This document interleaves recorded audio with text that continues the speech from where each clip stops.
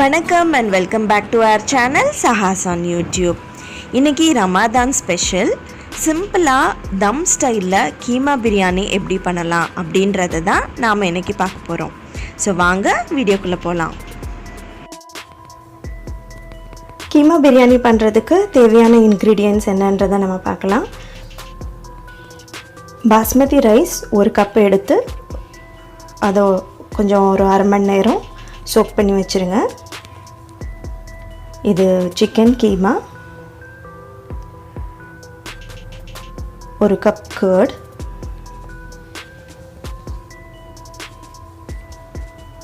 So keema பண்ணுறதுக்காக சின்ன வெங்காயம் வச்சுருக்கேன், புதினா கொத்தமல்லி,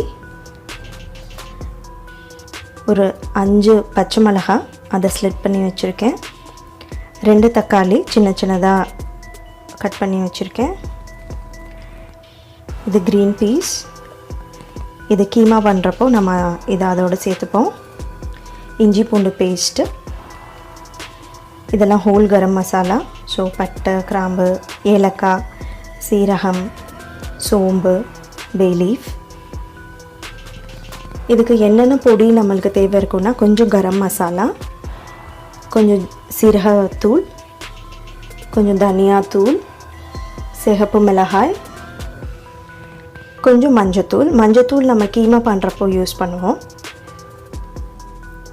நான் இங்கே சிக்கன் கீமா எடுத்திருக்கேன். இது வாங்கிட்டு நீங்கள் ஒரு 2 வாட்டி தண்ணியில் அலசிட்டு கொஞ்சம் மஞ்சள் பொடி போட்டு ஒரு வாட்டி அலசிக்கோங்க. ஃபஸ்ட்டு நம்ம கீமா பண்ணிடலாம். இதுக்கான ப்ரொசீஜர் என்னன்றதை இப்போ பார்க்கலாம்.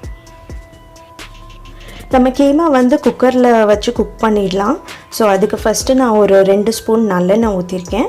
இதில் ஃபஸ்ட்டு கரம் மசாலா ஆட் பண்ணிவிட்டு வெங்காயம் தக்காளி இதெல்லாம் வதக்கி கீமாவையும் அதில் போட்டு ஒரு விசில் இல்லை 2 விசில் வச்சு நம்ம இதை குக் பண்ணி எடுத்துக்கலாம். எண்ணெய் காஞ்சிடுச்சு, நம்ம இதில் ஹோல் கரம் மசாலா போட்டுடலாம். ஒரு சின்ன பே லீஃப், சின்னதாக பட்டை, 2 ஏலக்காய், 3 லவங்கம்,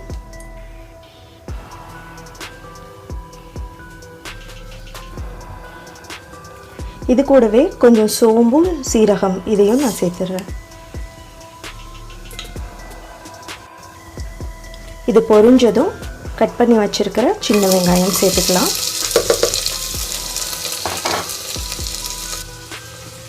பெரிய வெங்காயமும் நான் கட் பண்ணி வச்சுருக்கேன். இது நம்ம ரைஸ் குக் பண்ணுறப்போ அப்போ நம்ம சேர்ப்போம். இது வதங்கிறதுக்காக கொஞ்சம் உப்பு போட்டிருக்கேன். உப்பு போட்டு இது நல்லா வதங்கட்டும்.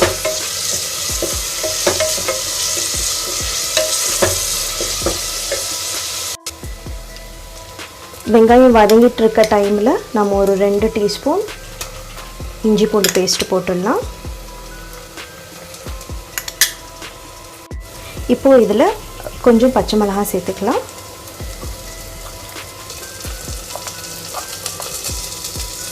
இன்னும் கொஞ்சம் பச்சை மிளகாய் நான் அப்படியே வைக்கிறேன். அது ரைஸ் குக் பண்ணுறப்போ நம்ம அதில் சேர்க்க வேண்டியது இருக்கும்.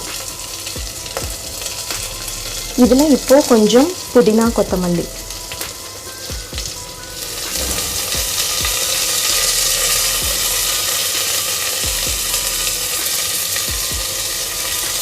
கொஞ்சம் அப்படியே வச்சுருங்க. இதுவும் ரைஸ் குக் பண்ணுறதுக்கு வேணும்.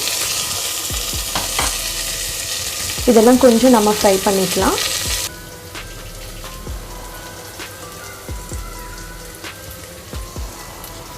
இப்போது இதில் கட் பண்ணி வச்சுருக்க தக்காளி சேர்த்துடலாம்.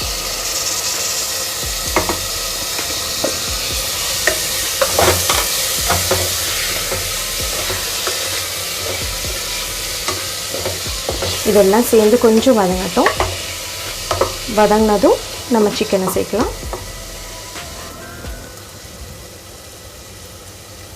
ஸோ தக்காளி நல்லா வதங்கிடுச்சு. இப்போது நாம் இதில் கீமாவை ஆட் பண்ணலாம். கீமா போட்டுட்டு இதை ரொம்பலாம் கிளறாதீங்க, ஏன்னா கீமா ஏற்கனவே சின்னதாக கட் பண்ணியிருப்பாங்க. ஸோ ரொம்ப வதக்கணுன்னா அது ரொம்ப மாவு மாதிரி ஆகிடும்.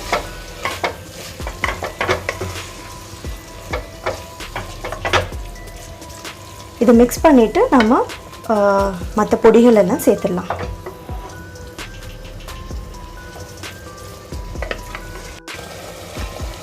இப்போது இதில் நான் கொஞ்சமாக மஞ்சள் பொடி சேர்க்குறேன். ஏற்கனவே சிக்கன் க்ளீன் பண்ணப்போ கொஞ்சம் மஞ்சள் பொடி சேர்த்துருக்கேன். ஸோ கொஞ்சமாக மஞ்சள் பொடி,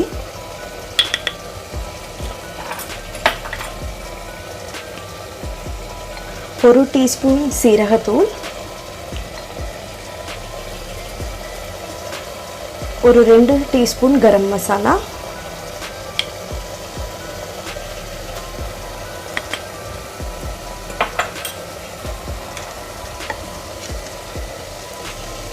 ரெண்டு டீஸ்பூன் கொத்தமல்லி தூள்,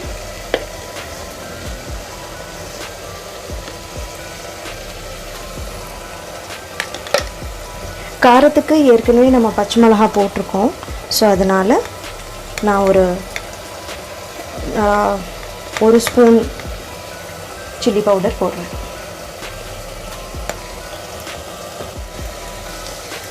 இது கூட கொஞ்சம் உப்பு சேர்த்துக்கிறேன். ஸோ இப்போ இது எல்லாத்தையும் நம்ம சேர்த்து கிளறி ஒரு வாட்டி வதக்கலாம்.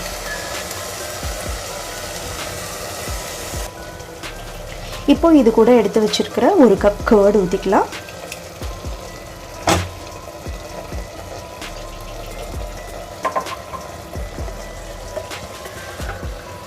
ஸோ நம்ம இதுக்கு தண்ணி நிறையா ஊற்ற வேண்டியதில்லை. சிக்கன் குக் ஆகிறப்போ அதிலிருந்தே நிறையா தண்ணி பிரியும். இது கூட நம்ம கர்டும் போடுறோம்.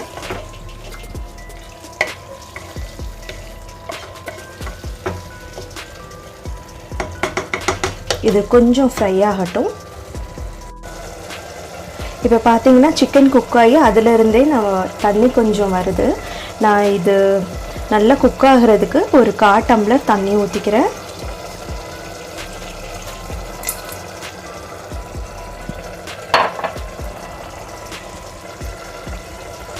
ஸோ இது நல்லா குக் ஆகிட்டுருக்கு.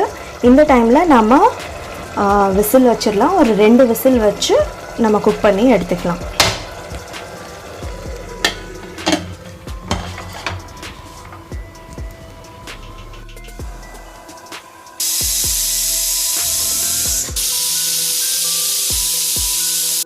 ஸோ இப்போ நம்ம இந்த பிரியாணி வந்து தம் ஸ்டைலில் பண்ண போகிறோம். அதுக்கு ரைஸை வந்து நம்ம ஃபர்ஸ்ட்டே குக் பண்ணி எடுத்துக்க போகிறோம். அதுக்கான ப்ரொசீஜர் என்னன்றதை நான் இப்போ சொல்கிறேன். ஸோ நான் இந்த டம்ளரில் ஒரு 1.25 டம்ளர் அளவுக்கு ரைஸ் எடுத்துக்கிட்டேன், பாஸ்மதி ரைஸ். இதை குக் பண்ணுறதுக்கு ஒரு அரை மணி நேரத்துக்கு முன்னாடி தண்ணியில் ஒரு வாட்டி அலசிட்டு நல்ல ஃப்ரெஷ் வாட்டரில் ஒரு அரை மணி நேரம் ஊற வச்சுருந்தேன். ஸோ இப்போது இதை வந்து நம்ம கொதிக்கிற தண்ணியில் நம்ம குக் பண்ணி எடுத்துக்கணும்.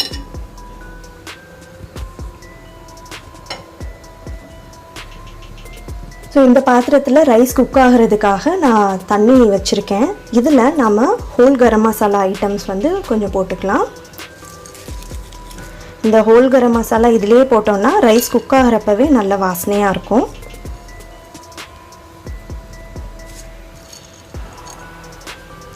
ஸோ இதில் என்னென்ன போட்டிருக்கேன்னா 2 பே லீஃப், ஒரு பட்டை, கொஞ்சம் சோம்பு, 3 கிராம்பு போட்டிருக்கேன், அப்புறம் ஒரு 2 ஏலக்காய். ஸோ இப்போது இந்த தண்ணியில் வந்து நல்லா கொதி வந்துருச்சு. இப்போ நம்ம ரைஸை போடலாம்.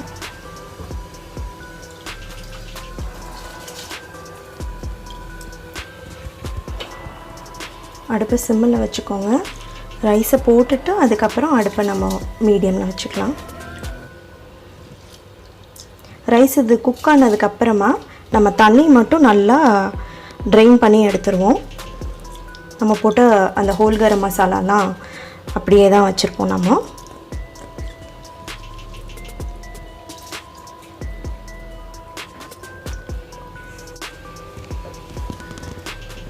இதில் தேவையான அளவு கொஞ்சம் உப்பு போட்டுட்டு கொஞ்சம் ஒரு டீஸ்பூன் நம்ம எண்ணெய் ஊற்றிடலாம். அப்போ தான் சாதம் ஒட்டாமல் வரும். ஸோ இப்போது ரைஸ் இதில் குக் ஆகட்டும்.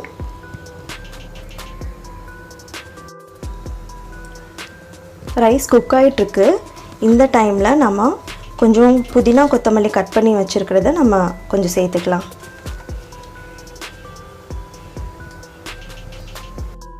ரைஸ் இப்போ பார்த்தீங்கன்னா ரெடி ஆகிடுச்சு. இது ரொம்ப ஓவராக குக் ஆகிடக்கூடாது. ஸோ நான் இந்த மாதிரி ஒரு ஸ்ட்ரெயினர் வச்சு நான் ரைஸை வந்து அப்படியே தனியாக ஒரு பாத்திரத்தில் எடுத்து வச்சுக்கிறேன். நான் காட்டுறது வந்து ஈஸியாக தம் போடுற மெத்தடு. அதனால நான் ரைஸ் வந்து ஆல்மோஸ்ட் ஒரு 80% குக் பண்ணியிருக்கேன். ரைஸ் வந்து நல்லா குக் ஆகிடுச்சு. ஸோ தண்ணியிலேருந்து நல்லா ட்ரெயின் பண்ணி எடுத்துகிட்டு இந்த மாதிரி ஒரு அகலமான பிளேட்டில் ரைஸ் அப்படியே கொஞ்சம் ஆற வச்சுருங்க. இப்போ நம்ம தம் ப்ராசஸை ஸ்டார்ட் பண்ணலாம். தம் போடுற ப்ராசஸ் அந்த வீடியோ வந்து மிஸ் ஆகிடுச்சு. பட் நான் இங்கே என்ன பண்ணியிருக்கேன் அப்படின்னா, ஒரு பாத்திரத்தில் கொஞ்சம் எண்ணெய் ஊற்றிட்டு நம்ம பெரிய வெங்காயம் கட் பண்ணி வச்சுருந்தோம்ல அதை சேர்த்து நல்லா வதக்கிக்கணும். அது வதங்கினதுக்கப்புறமா நம்ம குக் பண்ணி வச்சுருக்கிற ரைஸில் பாதி ரைஸை வந்து போட்டுட்டு நல்லா பரப்பி விடணும். அது ரைஸ் போட்டதுக்கப்புறமா அது மேலே கொஞ்சம் புதினா கொத்தமல்லி இதெல்லாம் தூவிட்டு கொஞ்சம் ஃப்ரைட் ஆனியன்ஸ் அதையும் தூவிட்டு அதுக்கு மேலே நம்ம குக் பண்ணி வச்சுருக்கிற கீமா எல்லாத்தையும் போட்டு ஒரு லேயர் மாதிரி நம்ம ஃபார்ம் பண்ணிடணும்.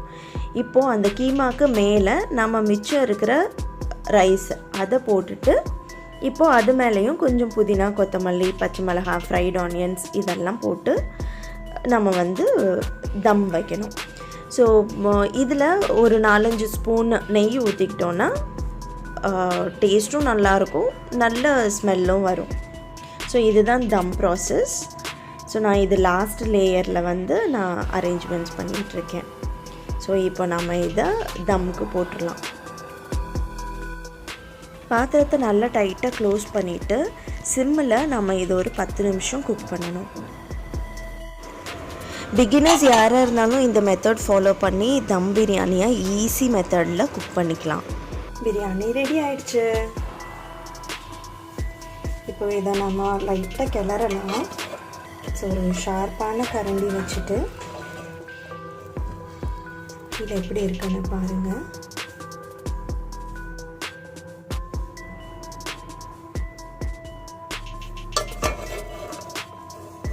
இதை அப்படியே ஒரு மிக்ஸ் கொடுங்க.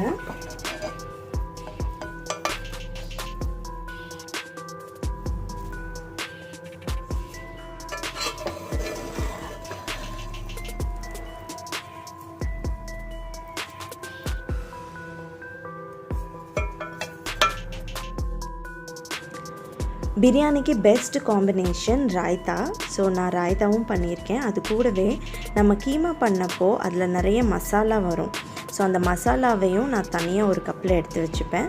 ஸோ சாப்பிட்றப்போ அந்த மசாலாவை லைட்டாக நம்ம சாதத்து மேலே ஊற்றிட்டு சாப்பிட்டோன்னா ரொம்ப நல்லா டேஸ்ட்டாக இருக்கும். நீங்களும் அதை ட்ரை பண்ணி பாருங்கள். ஸோ கீமா பிரியாணி எப்படி பண்ணுறதுன்னு நீங்கள் எல்லோரும் கற்றுட்ருப்பீங்க. ஸோ இந்த வீடியோ உங்களுக்கு ரொம்ப பிடிச்சிருந்ததுன்னா லைக் பண்ணுங்கள், ஷேர் பண்ணுங்கள், கமெண்ட் பண்ணுங்கள். மறக்காமல் என்னோடய சேனலுக்கு சப்ஸ்கிரைப் பண்ணுங்கள். அடுத்து இன்னொரு இன்ட்ரெஸ்டிங்கான வீடியோவில் நான் உங்களை சந்திக்கிறேன். அது வரைக்கும் ஸ்டே ஹாப்பி, ஸ்டே ஹெல்தி.